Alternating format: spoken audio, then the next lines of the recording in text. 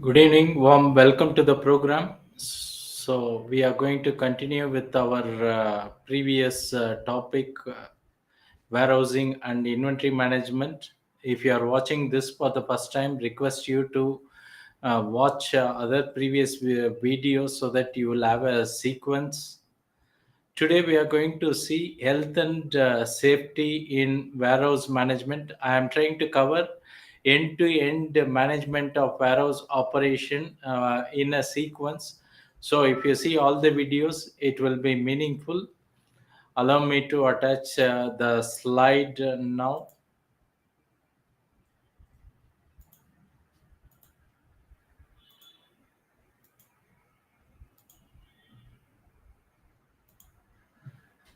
So today's topic is on health and safety. Of course, here our focus is on the warehouse operation. As you know, most of the problem in any organization happens in the warehouse. Especially, we are using high-level racks. Also, the mobile units like forklift, overhead crane. So there is always possibility of having some health and safety issue. Many times we also handle hazardous component, which itself can be a big issue. Unless we take a proper precautions, then the operation cannot be very much effective. So before going into the operation, let me briefly introduce myself. My name is Patabiraman. This is my Udemy profile. I have nearly 5,000 candidates enrolled for various supply chain program, and you are also welcome to visit the site. I am available in LinkedIn. You are always welcome to connect or follow my profile. Coming to the safety issue, as we were seeing, there are a lot of things which has to be taken care, especially in warehouse. We use the racks and also the forklift and other operation. If it is not properly designed and operated, then it can lead to lot of safety issues. As you know, health and safety is a fundamental part of business. If workers and safety health taken care, then you can expect better output from them. Accident will definitely happen in any environment. However, there are processes that can reduce the danger significantly. This is what we are trying to do. Maybe if you have say enough precautions or safety measure, we can reduce the number of incidents, and possibly also fatalities can also be removed. If you see, the popular causes of accident could be over exertion. Normally, this warehouse operation involves more of a manual work. Many times, we make operators to work more than the specified time. Also, in three shifts in some environment, which can lead to over exertion, contact with the equipment, falls and trips when the floor is wet. It can happen. Transport related, like we are using many forklift and other material handling equipment. Also, we may be using hazardous substances, which, if not handled properly, can lead to accident. As far as the demography is concerned, highest number of accident. This is also my experience. Happens on a Monday. So after relaxing, when people come back to work, suddenly they are exposed to high pressure, meaning that whatever order received during weekend has to be completed on the beginning of the week. Also, possibly in the morning time is a potential time where people come from home, and all the previous order received during the night time may add stress to the people. So OSHA also is an organization, American-based organization, which deals with the safety and health. They give, these are the reasons. One is unsafe use of forklift. Forklift driving driver should have the necessary license and training before he can start using the forklift. Improper stacking of products, whether they are stored in the ground or in the racks, you have to consider the load bearing capacity of the packages and the racks, and everything is designed for a particular load bearing capacity. If you are not taking care of that, that may lead to accident. Failure to use personal protective equipment like helmet or safety shoes is very important. Failure to prevent equipment from being accidentally energized, this happens sometime. Inadequate fire safety provisions, and there are some requirement from governmental agency also when we operate this kind of environment. And normally this safety aspect is reported to inspector of factories in India, so they make the provisions or the requirement clear through a factories act. Of course, warehouse is also covered under that, and you have to ensure the proper safety and welfare of the employees. So, main causes of injuries in a warehouse, you can see it starts from a slip or trip, manual handling, falls from a height, moving, falling object. Like that, you have lot of reasons. Possibly, those of you working already in the warehouse environment, you have to capture and analyze so that you can make preventive measures. So here the responsibility comes from both employers and the employees. Coming to employer responsibility, they should first make a health and safety statement policy which is clear and visible to all, and they should ensure that PPE is provided to all the employees. Commitment to train the staff. Finally, the staff should also be aware of what are all the precautions to be taken. So this is a part of employer responsibility. Coming to employees, also should obtain obligated to cooperate with the employers. Obligation to undertake training, report issues, not to misuse the equipment, no shortcuts. Okay, so to begin with, there should be a risk assessment. Of course, you know the law does not expect to eliminate all risk, but you are required to protect staff and visitors as far as reasonably practicable.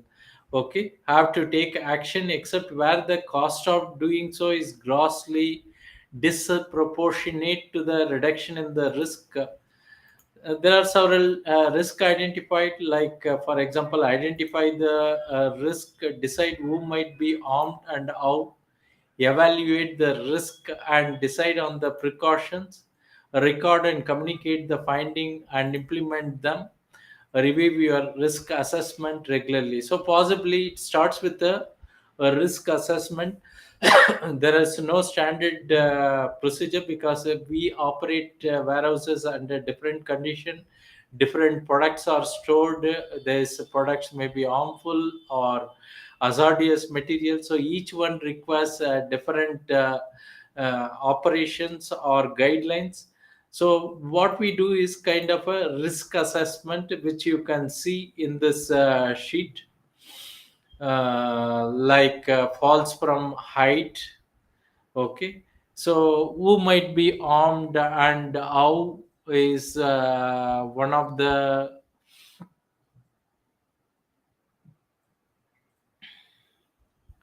Just give me a moment.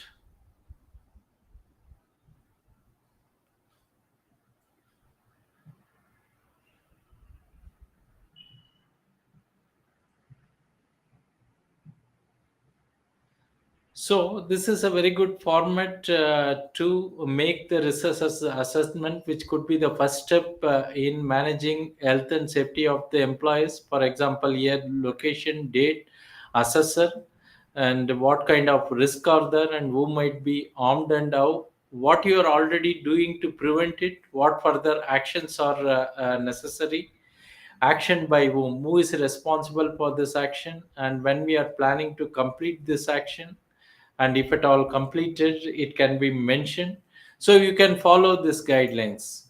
Okay. As far as accident pyramid is concerned, it starts with the unsafe acts and condition, which are all behavior oriented.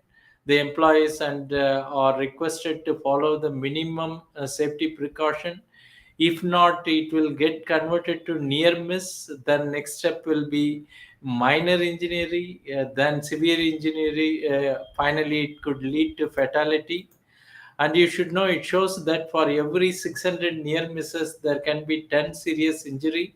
This is based on some actual study of data, and for every 10 serious injury there could be one fatality. It is not that only it's a case of employees having injuries, but warehouse manager or supervisor is responsible to ensure that this doesn't take place. Otherwise, the manager or supervisor is also legally responsible, and they may be taken to court or put behind bars, which has to be clear. So, as a first step, one should identify the assault, walk around internally, externally, look at what could be reasonably expected to cause harm. Ask your colleagues, staff if they are aware of any potential assaults. Check manufacturer's instruction and data sheet for assaults. A second step could be decide who might be armed and how. Especially, some people are more vulnerable, like new staff or people with a disability. Many times, this can also include visitors or contractors. Irrespective of whether they are our own employees or contractors, vendors, we should take safety precaution to each and every one. Identify how they may be armed. Example, staff stacking shelves may suffer back injury from repeated lifting of box. Then third step could be analyzing the hazards. Can I get rid of the hazard altogether? If not, how can I control or minimize?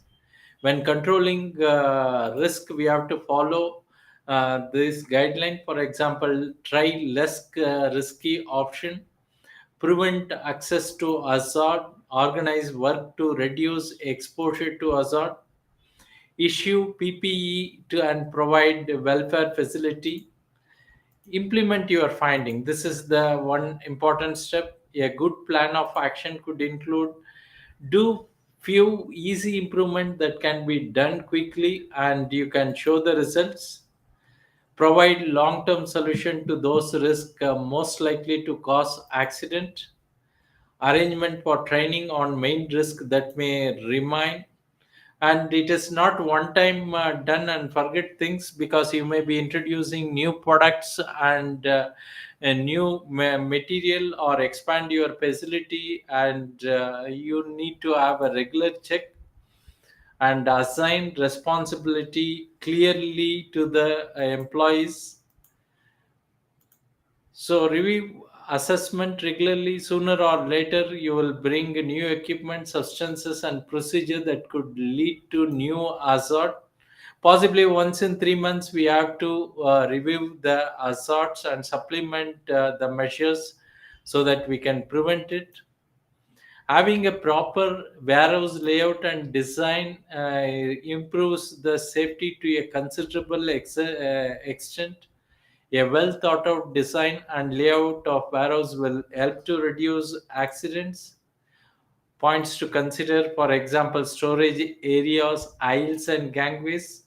It should not, in the process of increasing the utilization of warehouse space, you should not compromise the safety, because it's also mandated by legislation that you have to provide proper gangway, or also there should be a marking so that the people can follow the routing. There should be a pedestrian traffic routes, stairs and ramps, emergency escape route in case of fire and other hazards. Regular inspection, maintenance of the equipment.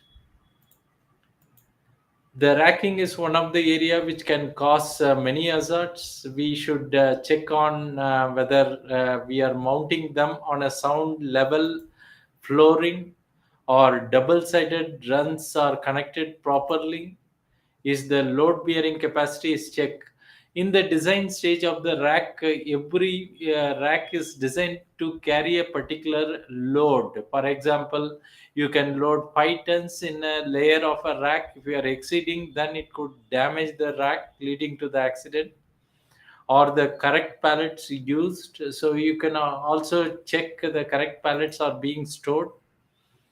Possibly we can observe visually if any damage has happened to the rack. Coming to the fire safety, provision for emergency exit location and evacuation procedure must be followed. Generally, yeah, nearest exit point has to be clearly specified. As per Inspector of Factories rules, there should be exit at least at a distance of 30 meters from anywhere people are operating in the warehouse. Possibly, you can see for a large warehouse there are can be lot of violation, and there should be sufficient fire extinguisher or sprinklers available. And you should also account how many people are there inside the premises at any point of a time. Not all may capture, but this may help in timely evacuation if there is any emergency. Location and use of fire extinguisher and other emergency equipment must be specified. The other reason could be slips and trips, which can happen in the warehouse environment. They are responsible for one third of major injuries and absenteeism. So we have to take care of good housekeeping. Don't let aisles cluttered. Remove or strictly control use of cell phones, which nowadays becoming increasingly hazard causing reason. Provide anti-slip mats where it is possible, but if you are using a moving equipment, it may not be possible practically to provide anti-slip mat. Install handrail, especially in the pedestrian movement. Also, providing sufficient lighting can improve visibility. Coming to the manual handling, which can increase repetitive strain injuries, okay, including back and neck pain. If a risk cannot be avoided, the risk of injury occurring must be minimized as far as possible. For example, the task, the load, working environment, individual capacity, all that must be taken care. In India, we have to only up to 20 kilograms of load, whereas a female adult can shift up to 15 kg load manually. So all this instruction has to be followed. Even in the packaging, there should be a marking saying whenever it exceeds the manual limit, some information regarding the weight should be informed. Coming to working at a height is also important. Any working at height must be properly planned, supervised, and carried out in as safe as manner as possible. Generally, it is advisable that all work at height should be avoided, but we cannot avoid it. We have to do it with a suitable precaution. Coming to the vehicle, especially the forklift, is one of the main equipment used inside the warehouse. Okay. And the common cause for accident in loading bay is from a vehicle crib. Okay, where there is a gap between the docking station and the vehicle. Of course, this can also happen inside the warehouse, where there should be a speed restriction, and proper reflectors should be available. Maybe the driver should also be licensed to drive such vehicle. It is not similar to four-wheeler drive. after getting four-wheeler driver license, they must be specifically trained for operating this forklift. Unless that is done, it becomes a problem. Okay, highest number of accident happens when stacking or retrieving goods happens. So make sure workers do not operate unless they are trained and licensed. In fact, we used to put the photograph of a licensed operator who are eligible to operate this forklift, and nobody else can operate them. Enforce a comprehensive written safety program. Establish vehicle inspection and maintenance program. Retrofit with the operator restraint system if possible, maybe including the speed limit. There are various legislation are also possible. Like I said, inspector of factories, they follow the Factories Act in India, which specifies what are the safety requirement, including, for example, fire extinguisher, first aid boxes, and the using of personal protective equipment, and design of the layout, what should be the size of main gangway, side gangway. In case of a large warehouse, is it possible to get the firefighting vehicle inside the warehouse? Or maybe there should be also clinic attached to such a large operating warehouse. Okay, in India, you can see there is warehouse development and regulatory authorities. They specify what can be followed as a safety in warehouse. You can Google up, you will end up in this site. But more elaborate available if you have access to Factories Act, which is very elaborate. Okay, they talk both about safety and welfare of employees, which also includes first aid. Okay.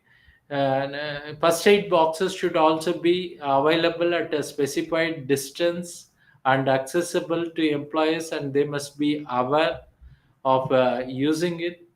When you have large warehouse, as I said, even we should have a provision for a clinic where, apart from first aid, we can also give some kind of a basic attend to the medical emergency.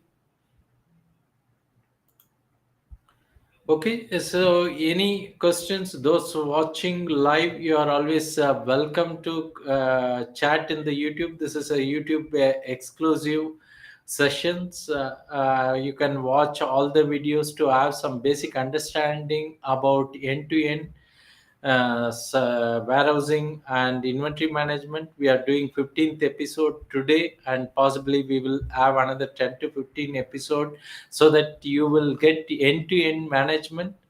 In case any questions or doubt, you can visit our sites, or you can reach us through this WhatsApp number. And we are also specialized in training on our various subdomain in supply chain, apart from supply chain analytics. Anyone interested in doing this advanced program, you are always welcome to reach to us.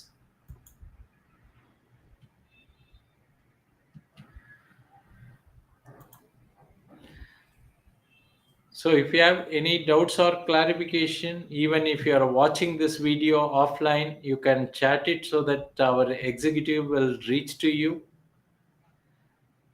Thanks for watching. Bye.